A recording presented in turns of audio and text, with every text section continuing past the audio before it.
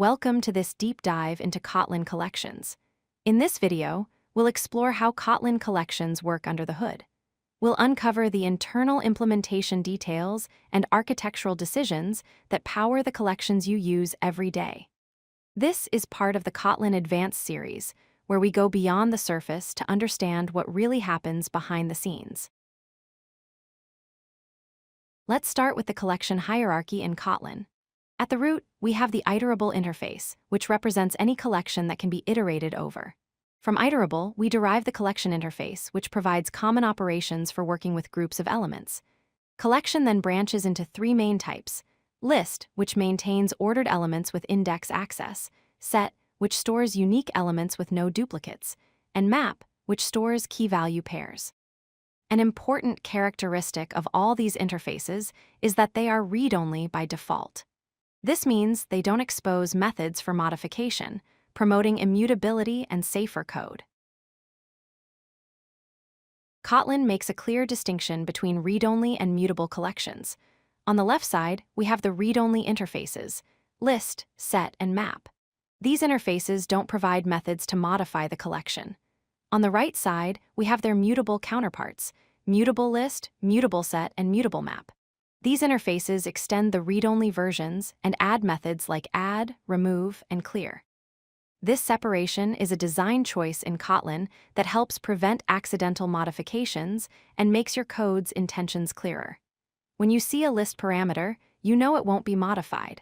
When you see a mutable list, you know modifications are possible. Here's something crucial to understand.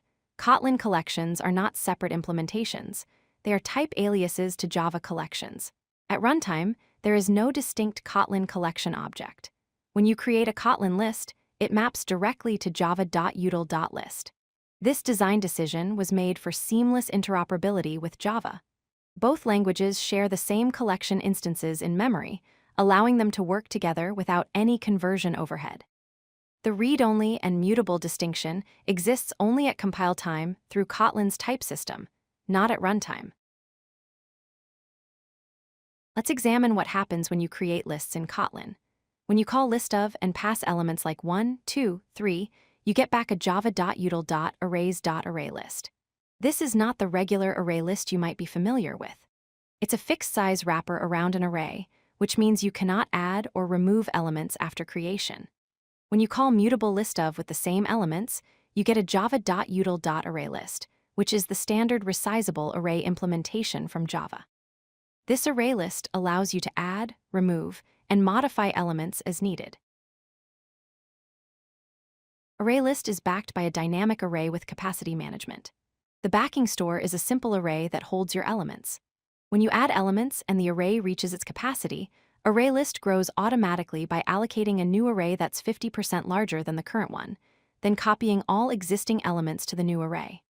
For random access operations like getting an element by index, ArrayList provides constant time complexity, written as O of 1, which means it's extremely fast. However, insertion at a specific index requires shifting elements, resulting in linear time complexity. O of n adding elements at the end is typically O of 1, unless the array needs to grow. Moving to sets, when you call set_of with elements, you receive a java.util.LinkedHashSet. The same implementation is returned when you call mutable set_of. Unlike list, there's no separate fixed-size version for sets. Both the read-only and mutable versions use LinkedHashSet internally. The key feature of LinkedHashSet is that it maintains insertion order using a doubly-linked list. This means when you iterate over the set, elements appear in the same order you added them.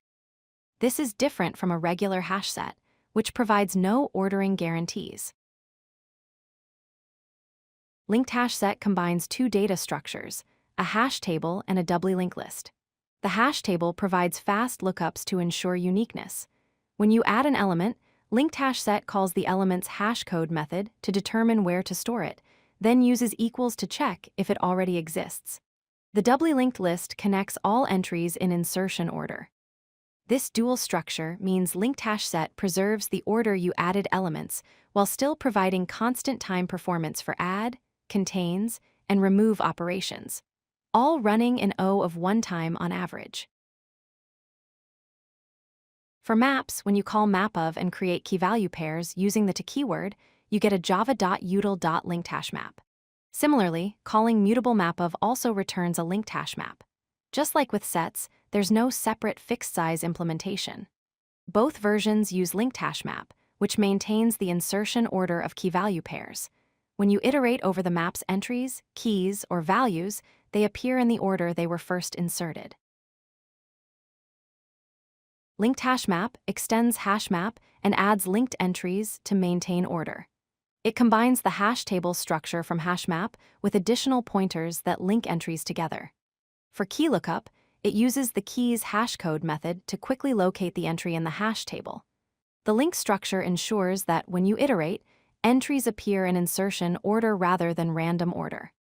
Performance-wise, get, put, and remove operations all run in constant time, O of 1, making LinkedHashMap efficient for most use cases. The trade-off is slightly higher memory usage compared to a regular HashMap due to the additional link pointers. And that concludes our deep dive into Kotlin Collection's internal implementation. Understanding these details helps you make informed decisions about which collection type to use in different scenarios. If you like this video, hit that like button and don't forget to subscribe. Visit codelucky.com for more such useful content.